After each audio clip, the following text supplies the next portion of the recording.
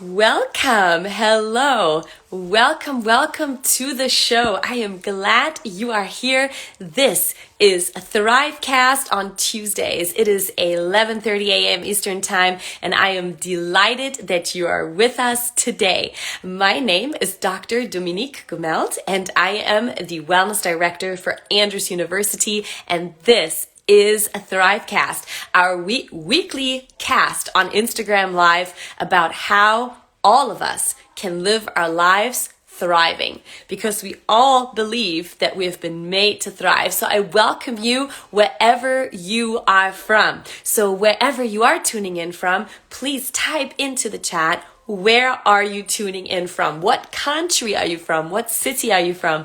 Where are you tuning in from today? I am with you today from Mannheim, Germany. So I'm really excited to be tuned in with you on a different continent today. So please let me know in the chat, where are you from today? I'm glad you're here. We've got Michael, Blessed Pepsi, welcome. I'm glad you're here. Luan, nice to see you. Juan, nice to see you. I'm glad you're here. Please invite also your friends. You have the little airplane icon at the bottom. You can directly invite friends right now around the world. So we've got the Czech Republic. Welcome. Brazil is in the house. It is great to see you. Michigan is here. Wonderful. Let us know where you're from. I see Auburn, California. Love to California right now, and blessings with all the fires going on. Nice to see you all that are joining. Great. So invite your friends, invite your colleagues. If you are an Andrews University student and you are looking for co-curricular credit, you can get that with this show. So at the end of the show, we will post the link where you can go and collect co-curricular credit for being here, for being tuned in. We have a wonderful show prepared for you today. We have a wonderful guest with us that I am excited to announce momentarily, and he will join our show. And today we're going to truly explore that we all actually have been made to explore. So I'm extremely excited to have him here, a wonderful person. And so get ready, everyone. Take out a pen, take out some paper so you can take notes, so that we can find out today, based on the experiences and wisdom of a person that has really a wealth of wisdom on a number of topics. And today you hopefully will be able to take with you several things that will change your life so that you can thrive. At Andrews University, we are committed to help our campus, despite the circumstances, to thrive, because each one of us has been created to thrive. So here we go. We're about to get started. So I hope you're ready, and I would love to hear from you. If you're just joining, welcome to the show. My name is Dr. Dominique Gummelt. I'm the Wellness Director for Andrews University, and we're glad that you are watching the show today. We're on every Tuesday at 11:30. So here we go, guys. We're getting ready to get started, and I am so excited to announce today's guest. Today's guest is actually the Vice President for Strategy, Marketing, and Enrollment, and Chief Communication Officer at Andrews University. Before he held this position, he also had a leadership position at Loma Linda University and University of Southern California. During his nearly 20 years in higher education and healthcare, he has produced award-winning work. And are you guys ready? Drum roll, big drum roll, including 2 Emmys. His early career, Tony was an on-air television news reporter working at several network affiliated stations across the country, including Los Angeles. So we truly have someone who is familiar with being on the screen. So I'm super excited to bring him onto the show right now. In addition to what I just shared with you, he also is a pastor, a speaker, an author, and he is passionate about his mission to share his story through my story. So I'm really excited to bring Tony Yang into our program today. I'm going to try to pull him in with our wonderful technology. While I do that, please type into the chat if you're just joining. Where are you joining from? I would love to see what country or city you are from. And Tony, I'm bringing you in right now. You should green that I'll be able to bring you in if all goes well. Wonderful. It's connecting. There I am. There you are. We have you on the show. Hello, Tony. It is great to have you on the show. Welcome from Mannheim, Germany, from my end. Wonderful. Amazing that we have the technology to connect like this. Not only with, I'm looking at all the comments coming in and all over the place, and with you in Germany and here in the United States and Michigan. And praise the Lord for this. This is awesome. It's really great. I mean, I love this. I'm even still seeing. I see Brazil. I saw Jamaica. I saw Czech Republic. I saw South America. I saw America. So we have people from all over the place. Panama is in the house. I love this. And you know, Tony, this is what I just enjoy so much. You know, we live in a world right now of change, and yet we are embracing this, and here we are today, and it's a real privilege to have you on board. Tony, I just gave our audience, our beautiful people here, a quick introduction to who you are, and I certainly wasn't able to capture it all. So I'm going to give you the chance. Tell us a little bit more about yourself. Where were you born? What is your passion? What's your background? Just give us a little bit more so people can get to know you a bit better. Sure. Yeah, right now, I live here in Berrien Springs. I work at Andrews University. I'm here with my family. I'm married and I have 3 children. Wonderful. 3 girls, by the way. Very nice. Very nice. So, you know, either congratulate me or send your condolences. I don't know which one. But my oldest is a full-on teenager. She's a junior at the academy. So she's 16 and already learner's permit, starting to drive already. So I don't know where time went with that one. My second one is in 8th grade. So she's 13 now. And then my youngest one just turned 11. And so they are the joy of my life. And so that keeps me busy at home. I grew up here in the States primarily, in California mostly, Southern California. That's where I spent the bulk of my life. But I was actually born in South Korea, just outside of Seoul, South Korea. And my family and we immigrated into the United States when I was 7 years old. Wow. So, that was right into Southern California. And then I kind of grew up there for the most part. I did go away to Northern California to go to PUC, which we're right now because of the fires up there. And then I did move around to different places. You mentioned I worked as a news reporter, so that took me to places like Reno, Nevada, and Salt Lake City, Utah, and worked in those places, and that was a lot of fun. And I came back to LA, and then somehow in this strange sort of way, I probably couldn't even locate Michigan on the map. I heard about it somewhere, but the Lord led me here. And now that we're here, we see all the reasons why God brought us here, just affirmation of why we're supposed to be here. Mm-hmm. It's been all positive, and so it's been a real blessing that I get to be a part of that. And, I consider working at Andrews to be not just a job, but it is part of my personal ministry, which matches up nicely with my work as a pastor as well. And the true joy of how God orchestrated all of this, because the church that he called me to is about 95% college students, Andrews students. So students that I see on campus, and then they're at church, and it's this great thing that's on. And so had no idea that was in store until after I arrived. So God planned all. That's fantastic. Yeah, it sounds truly, Tony, even just the little glimpses that you're giving us from your background, that you really are an explorer, aren't you? Well, I didn't really think I didn't think of it that way, but as I started to learn a little bit more about what it means to explore, and by the way, I'm not an expert in this, but I a little bit on it.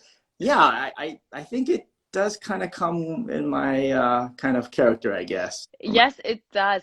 It's really exciting to hear also, of course, with your international background, what you just shared. I just learned some things about you I did not know, and I always find that very exciting. And it's lovely to hear that you have such a beautiful family and that you have really been able to gather a lot of experiences in different areas. And I can only imagine being a news reporter was probably pretty exciting. That was, and talk about, yes, because every day was different. You just never knew what that day was going to be. Whatever that breaking story was going to be. Sometimes I had to do last minute. I always had a little overnight bag in the trunk of my car because it didn't happen all the time. But you never know when you'd have to hop on a helicopter or a plane and go Yeah, somewhere. yeah. Stories there, right? So that was really cool, and I got to meet all kinds of people I would have never met, all kinds of celebrities I got to interview. Okay, I have to interrupt you there. Okay, okay, okay. What is your favorite celebrity that you Oh, met? You well, have to tell us. You have to tell us now. I don't know about my favorite, but I'll just list off some people I interviewed.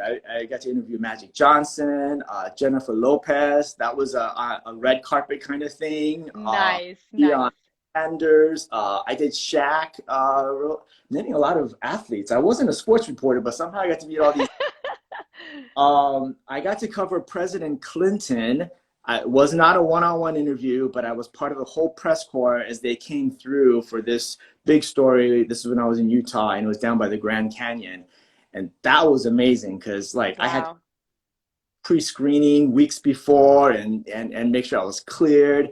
And then our camera guy, all the camera equipment, we had to leave after everything was set up so they could bring in the dogs to sniff for stuff. And Exciting, it was exciting. really interesting. So I got to cover President Clinton when he was our president. So yeah, so that was just all a bunch of different people. So that was fun. Yeah, as somebody actually just put in the chat, I says, I would love to see a pic of you and Shaq next to each other. I, Well, so, you might not be able to tell, but I'm kind of average. I'm only 5'8". So yeah, I was, you can't see my screen, but my arm was extended with my microphone like. like that. That's brilliant. That's brilliant. No, I love it, Tony. Thank you so much. It's great to get to know you a little bit better. And I kind of am going to dive into our show here right now, Tony. I have three questions that I ask all of my guests, and they're meant to be quick questions. So you have like no more than a minute to answer each question. And you can do shorter if you want, okay? But I think it's really fun to hear everyone's answers to the same questions, and the people who've been with us every week, they can compare a little bit, and it's kind of fun to do that. Okay, are you ready for this? I'm ready. Okay, great. So first question for you. What is your favorite fruit and why? Fruit. Man, Fruit. so hard because I love so many different kinds of fruits. But if I have to pick one, I think it would have to be it's gonna have to be the Korean pear. Oh, the Korean pear. Okay, I'm sorry. I don't even know it. You don't know, right? No. It is, it's very different. And so let me explain why, because that was part of the question, right? Yeah, yeah. Korean pear, and they sell them here in the States. If you go to like a Korean market, you usually have it there. You may have seen like the Asian pear. They're a little Okay. bit bigger, not as like oval shaped, right? Like the Yep. American, they're a little bit rounder like this. Yeah. And so not only if you get the right kind at the right time of the year and all that, not only is it so sweet and it has this, and it tastes like a regular pear, but a little bit different, very sweet. But the main reason is, so here's another thing about me. I'm all about texture when it comes to food. Like, Okay. that's Okay. huge, right? Yep. The overcooked, oh man, it's hard for me, right? It's got to be al dente, right? And so this Korean pear, if you get the right kind, it's this crispy texture, not a mushy, Ah, I got you. crispy texture. And so that crispiness when you bite into it, and then the sweetness, and it's unlike any other fruit. So I would say the Korean pear. The Korean pear, you know what? listeners, we learned something. I bet you I wasn't the only one that did not know what a Korean pear was. I am sure some of us now can expand our horizon and find a Korean pear to try. So that was good. Thank you for that. All I'm right. gonna get some for you, Dominique. Next time you're here in Michigan, we'll have to go get some for you. I will hold you to that. I love that. Very good. Okay, Tony, next question for you. Um, Tell us, describe your current mood using weather. Like the current weather now, or No, any? like your current mood. How do you feel right now? And Oh, use weather to use describe. terms of weather to describe it. Where do you come up with these questions, Dominique? It's the show. Well, well, you got me all excited, being on the show and you're engaging me, and so like I feel like I'm having fun. Yes. So I guess the weather would be the perfect summer day. You know, not too hot, but it's not cold either. It's that perfect temperature, and you just can't wait to go out and hit the beach, and do something and get out there. And Good. I feel like, that right now, like, oh yeah, I'm excited to be here and do this with you. So Good. That's perfect. great. I love it. It's great. Wonderful. Thank you so much. All right, very cool. I love a summer day too. I think it's my favorite. So the third question I have for you is, and I know this is going to be a tough one. It's going to be a real tough one. But what are you not good at, Tony?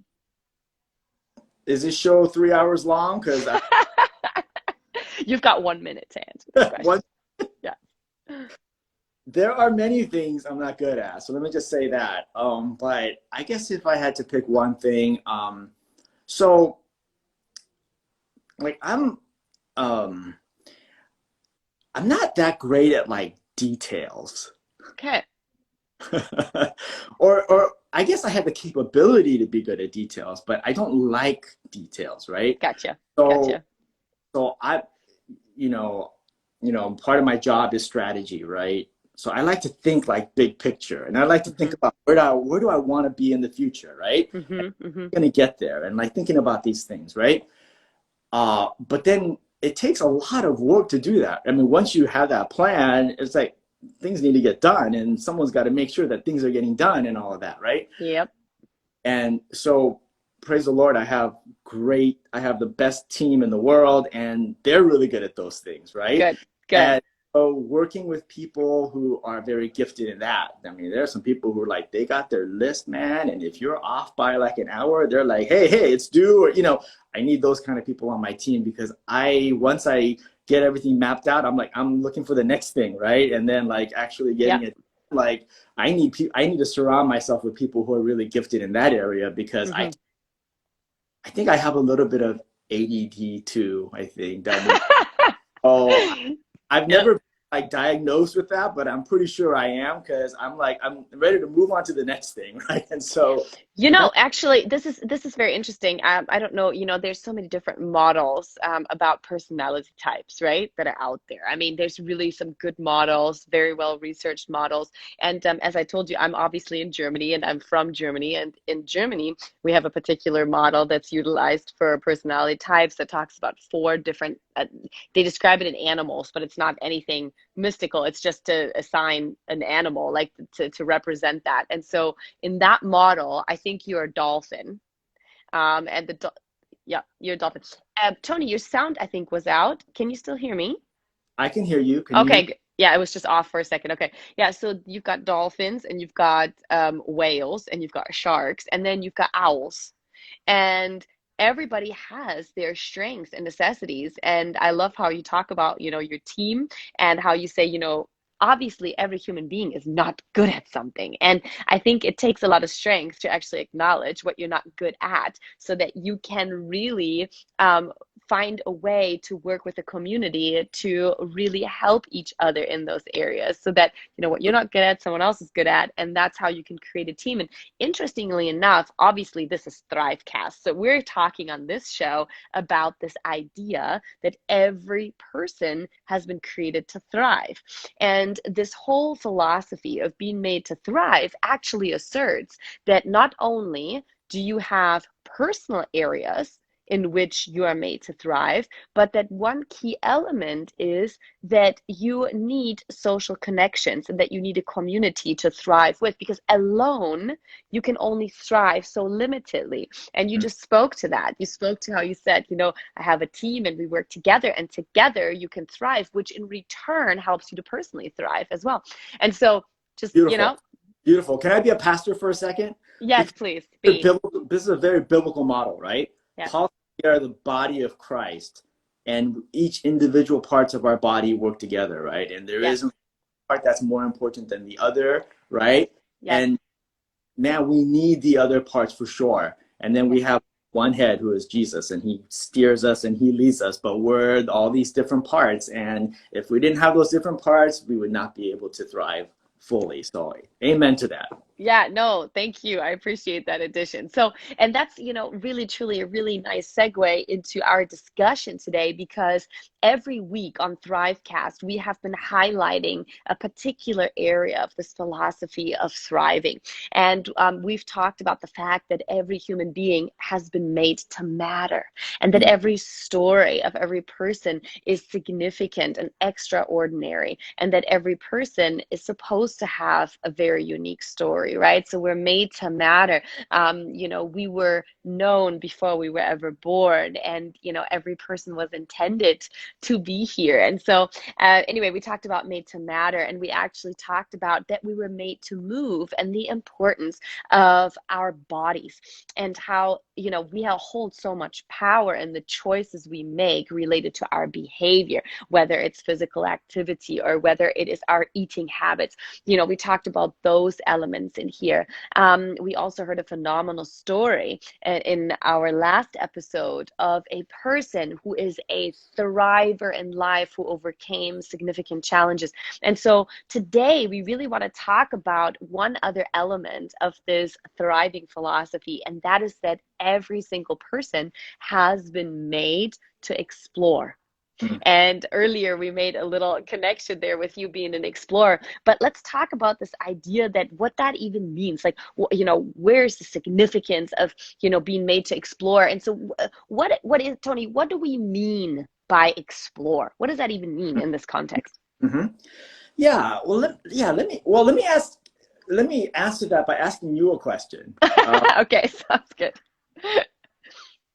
Who do you think of? Who do you think of when you think about an explorer, or the type of person, or even a specific person? Who's an explorer that comes to mind? You mean like a specific name of someone? Yeah. This is so, I'm put on the spot and I'm laughing, is because history was not my thing. Okay. Let me give you a little, we celebrate someone every year. Yeah, I know who we're talking about. It can be a bit of a controversial history there, but yes, I know that Columbus was an explorer. Right, or maybe not Columbus, but there are others, right? Yes. I know that in history, I can't think of any others, but there are others, right? But there's plenty of others. I mean, if you think about it, obviously, we have lots of stories from history of how people, left wherever they were from to explore the world and to go to other places that they did not know. And I just have to mention, someone said Dora the Explorer. So there you go. There's another one. Dora the Explorer. That was good. That was good. Yes. That was good. As kids, Dora the Explorer. Yes, I remember. But what you just said, Dominique, yes, that's really what it is that when you think about someone who went out and found some place, essentially what they were doing is they were going somewhere they've never been. Yeah. To me, that's really the simple way of saying what an explorer is. Going somewhere where you've never been. Mm-hmm. Oh, that's a physical kind of going from one place to another, but you can apply that could be something physical like that, but it can also be outside of the physical realm. Can you go somewhere else? Can you go somewhere where you've never been mentally, Oh, I love that. That is so good. That is so spirit, good. Yes. spiritually, right? Hmm. Intellectually, it's going somewhere you've never been. That is so brilliant. I like that. I love this idea that we can really expand on this concept of just places, right? That there's more to that exploring piece. So Yeah. that's crazy. I like that a lot, Tony. That was good. Yeah. So I think that's really what it's about, is pushing yourself, stepping outside the box. I know that's a cliche, Hmm. but it is something, because we humans like our boxes. Yes. We do, Yes. right? Like Yes. this is my little area where I do my work, and it's really a box when you think about it. And this Yes. box inside a bigger box of my, and we like to be in our boxes. And I go to my office, that's a box. Yeah. Get in my car, that's my box. Yeah. To these places, and there are these boxes, and these boxes, right, they're places that make us feel comfortable, because we know Yes. that we don't like to step outside of that box. Like if someone were to tell me right now I need to, like, do my work right now in some other person's home, I'd be like, Yeah. wow, that's not Yeah. comfortable. Right? Yeah. Yeah. So made to explore means, well, maybe there are times when you should go outside of your box a little bit. That's, there's actually this quote, and I should know who said it, but I actually don't remember. But it's one of my favorite quotes, and that says, "Comfort is the enemy of progress." Right? Absolutely it is. And another cliche, step out of your comfort zone, right? Yeah. Yeah. There is something to be said about how, and so we're talking about the whole overall theme is made to thrive, right? And Yeah. so there is something, even though it seems counterintuitive, because we work so hard to be comfortable. Yeah. And the irony is that the more comfortable you are, the less likely you are to grow and thrive. Ah, okay. We got a snapshot what you just said. Say that. Can you say that one more time? Say that one more time. That was good. Remember what I said. We work so hard to be comfortable in life. That's why we go to Yeah. school, we go to college, we get a degree, we get a job to be comfortable. Yeah. But the irony is that the more comfortable we are, the less likely we are to thrive. That is such, it's such an interesting, complex notion, like you say, because we're striving to be comfortable, but in turn, it's actually not something that helps us to thrive. Yeah, someone just put a quote, comfort is the enemy of progress. Thank Yes. you. Yep. Yep. Exactly. That's And so that. so, yeah, and there's actually science behind this belief. Mhm. Um, I think it was UC Berkeley that did a study, and they took amoebas. You know what an amoeba is, right? The Mhm. tiny little, Mhm. right, Yep. that you can't see with your naked eye. Yes. And they placed these amoebas in the perfect environment. Like the temperature was just perfect. There's plenty of stuff for it to feed on and all this stuff. And it was just perfect. Hmm. And they put amoebas in another environment that was had some challenges. It was not perfect. Now, of course, we got to balance, right? Because if it's too harsh, then we're not going to thrive either, right? But Right. there was Right. is that they had to kind of overcome. Mhm. I think you can guess from my earlier comments which one did better, right? Yes, Absolutely. the ones who were in the perfect climate, they died. They Crazy. did not survive. The ones that were in a condition where there was not perfect and they had to overcome some challenges, they actually did better. So it's Yeah. very interesting how we're, I don't know why we're wired that way, but there's something that makes us, it makes us want to live. It gives us a purpose. Maybe it gives us we just grow. And so there's something that happens internally when we have to go through these struggles and things. It's very You interesting. know, it really is. And actually, it reminded me. to another correlation, we talked about made to move. You know, it's the same thing when you think about your body, that when you want to get stronger and increase in muscle mass, you actually have to damage your muscles so that they can grow stronger. So it's always this element of discomfort that brings you a step closer or forward or helps you to grow, exactly what you That's were saying, right? And so and this is a real mindset thing, right? So I have a question to our viewers, those of you that are with us right now. As Tony was just saying this, I thought to myself, this is a good moment for us to all think about, when was the last time you intentionally stepped out of your comfort zone? What was it that you did to step out of your comfort zone, right? And so, Tony, I don't know, can you think of something? When was the last time you stepped out of your comfort zone? Yeah, I think the biggest one was when I started into pastoral ministry. That Ah, was, yeah, because I had a calling. My first calling was when I was 9 years old, mm, and I just thought, wow. okay, what I'm going to be when I grow up.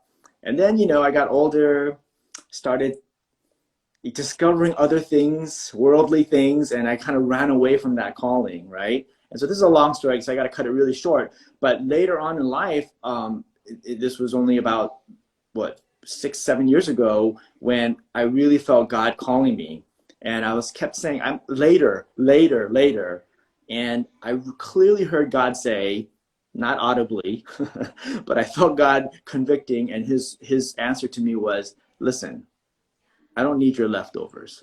And that Yeah, just like, oh, oh man. I'm like, what? So but let me just tell you, it took some sacrifice because I had to make some changes in my job, and there were some financial things and all of that. And it was scary. It was so scary to make this change. And I did it and I talked about it with my wife, and we went over this. But that was definitely getting outside of my comfort zone because it yeah, required change in my life and my lifestyle. yeah, But I'll tell you, and I wish I had time to tell you more about this, but he has like blessed me immensely since then, and my life has just really grown since then. yeah. So I look back now and I'm like, that was like a crazy thing, and it was so scary, but I've grown so much since then. So I think that's probably the last one. Yeah, that's awesome. Thank you for sharing that, because I mean that was a big one, because that's really, I mean, like you say, a long story from when you were little to Yeah. really take, a big step into something that you knew in your heart was kind of there, but it took a lot of turns. And so, stepping out of your comfort zone can be small things or big things. And sometimes I think it's really good to know that trying little things helps you to actually do bigger things too.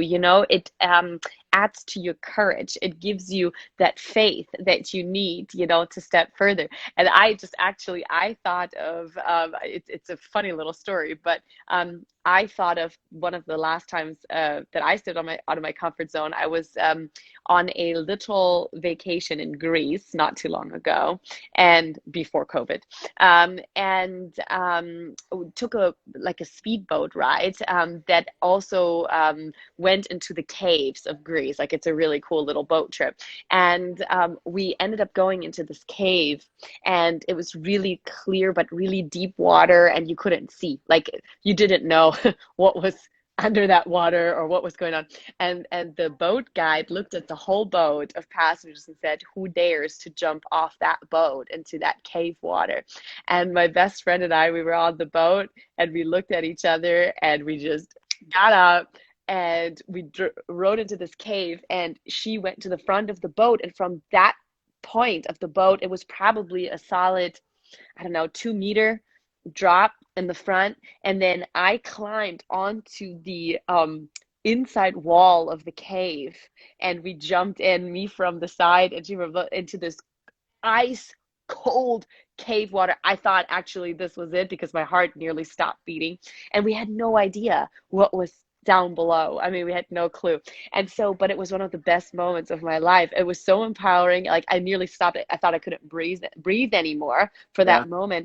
But it just I mean, it sounds so little, but it was so big in that helped me to really overcome some of my other fears, some of the blockages that I had. And so stepping out of that comfort zone, man, will do miracles for your mind, your heart, and everything. So You're a brave woman, Dominique. Would not have done. I'm not surprised that you did it. You of all people, I was like, yeah, she probably Dominique's the type that would do it. Well, I have to give credit to my friend. She was really the one that was really encouraging us to do it. I was kind of like, yeah, I think we're crazy for doing that, but so we did that. But no, seriously, I think this is such an important point that you bring up, and what this really means to explore on a completely different level, this stepping out of your comfort zone. So as we're talking about thriving and this notion of well-being, we already showcased, I think, a little bit just now why this is really good for us. But do you have any other thoughts? Why is this really necessary? Why should anybody want to do this? Yeah. Well, there, I mentioned that one study, but I think few of us can relate to amoebas. So let's kind of, take this to Harvard did some studies on this, and they've actually there's documented studies that show that that there's a connection, there's a relationship between longevity and education. Okay. So we all want to live long, right? I mean, we all want to live a long life, right? And so they've actually shown that the more educated you are, and that doesn't necessarily mean you have to have a bunch of degrees, but it's the process of learning. There's actually a clinical connection between those Okay. two. Interesting. And Wow. sometimes it have to be this big thing of like going to college or graduate school or whatever. The same, there's other studies that show just reading, picking up a book or magazine articles, just reading alone, even for short periods of time. So if you're overwhelmed and you don't have time to read an entire book, but just reading even for short periods of time can dramatically reduce your stress level. So Okay. if we want Interesting. to thrive, obviously stress is one of those things that contributes to our not being well, right? And Mm-hmm. so pausing in life a little bit, just taking a little time to read a little bit, to just stimulate Mm-hmm. your mind, relax a little bit, can help with your stress. And then one Mm-hmm. more, um, as we get older, we think about, our body, but we also think about our mind deteriorating. And so exploring really, really helps with the mind, because you've Mm-hmm. got other more with the body, right? Like made to move and all of that. But the explorer is really more about the intellectual, right? Expanding your and so we think about Alzheimer's disease or other types of like dementia and things like that. So while any sort of cognitive activity, so anything that stimulates the mind, like reading or doing these things like puzzles or things like that, it can't really change the biology of Alzheimer's. However, any kind of learning activities can delay the symptoms Mm. and those types of diseases. And that by delaying it, you will, extend your quality of life, right? Because, Mm-hmm. I asked earlier, we all want to live long, right? But actually, I don't really want to live long if my quality of life is not very good, right? Mm-hmm. And Mm-hmm. so this is where you need to explore, because you want to preserve as long as possible your cognitive abilities, your brain, so that if you are blessed to live a long time, it will actually be one that those years will be good quality stuff, that you'll actually be able to do stuff, right? I So love that. Yeah, yeah, that's great. That's great. And alongside with that too, as we are really exploring together here of how we can explore better, um, you know, like you said, it could be as simple as really saying, maybe I'm going to read more, I'm going to explore my intellect, I'm going to expand and maybe go into direction that maybe I wouldn't naturally mm, even go to. Maybe put yourself out and say, find another area of interest, something else, or, in the sense of, like you said, when it talks about really preserving your brain, trying just new experiences, learning a new instrument, a skill, expanding in that area. You explore, widen your horizon, expand on your skill set. All of that contributes to this factor of enhancing your intellectual well-being, right?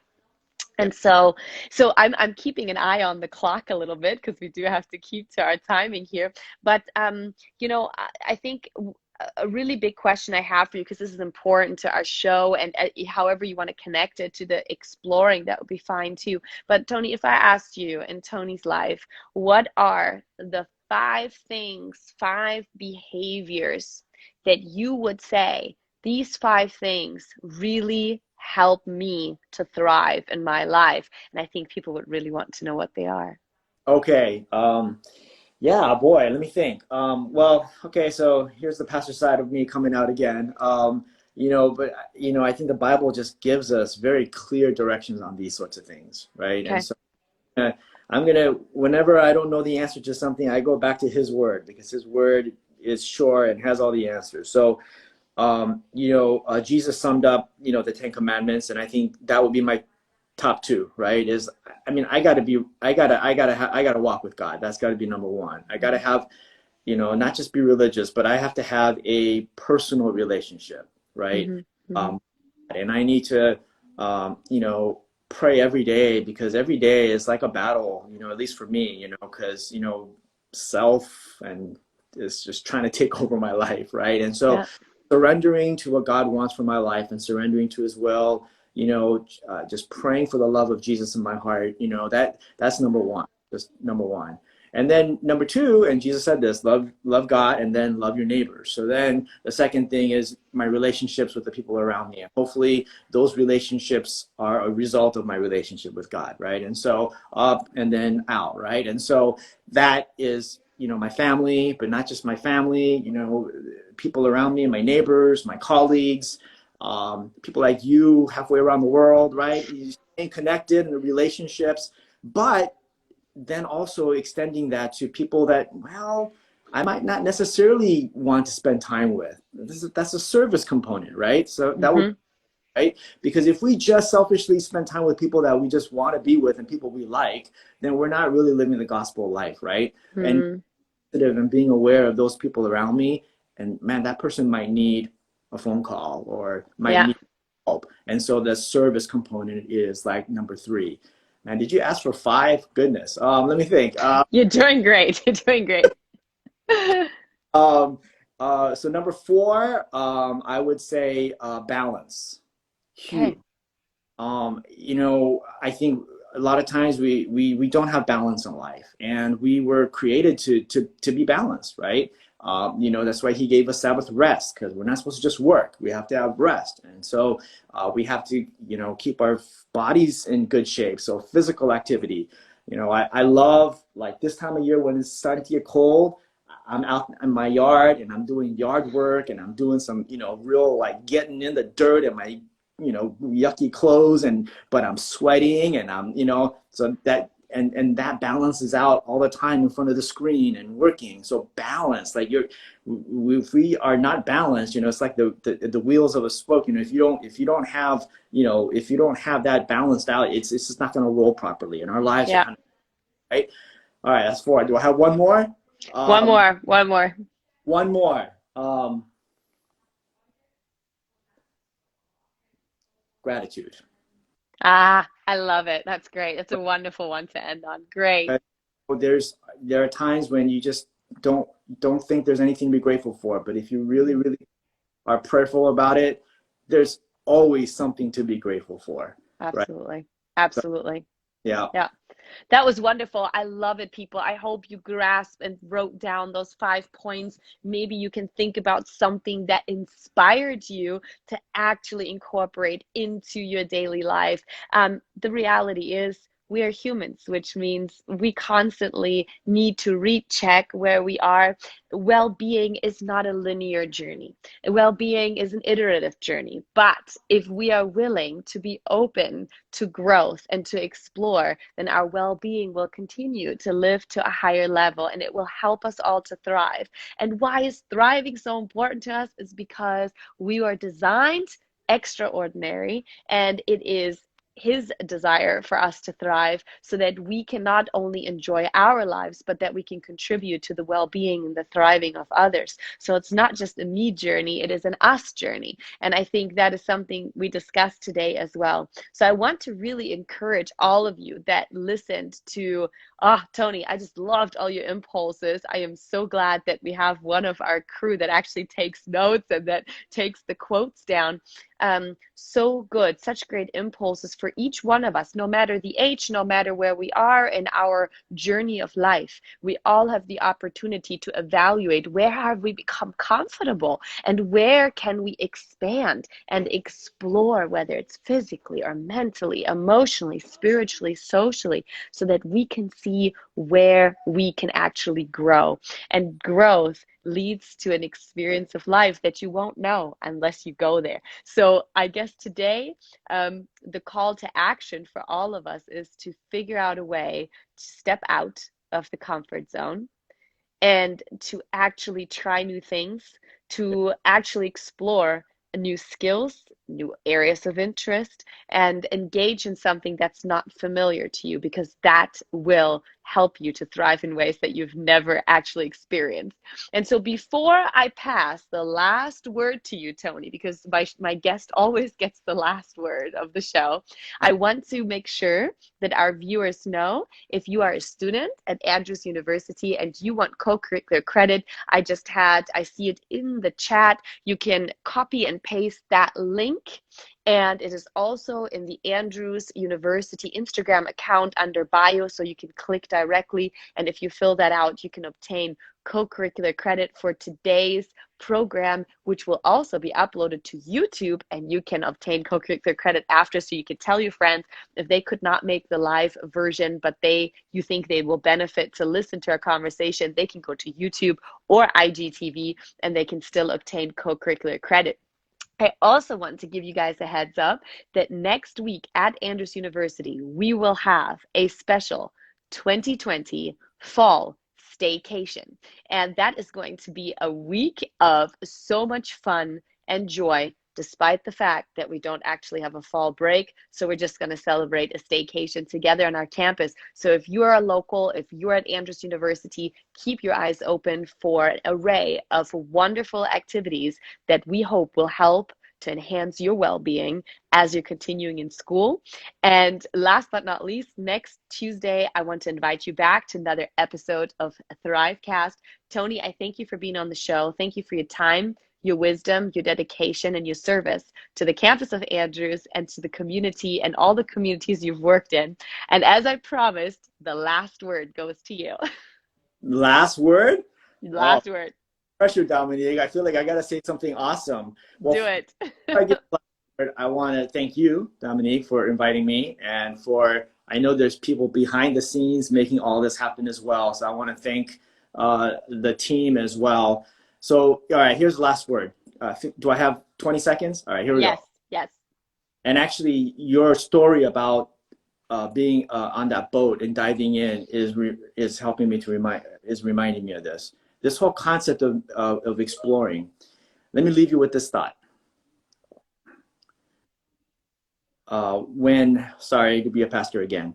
When Jesus asked Peter to come out, or Peter asked, he wanted to be with Jesus, and he walked out of the boat and he started walking on water, right?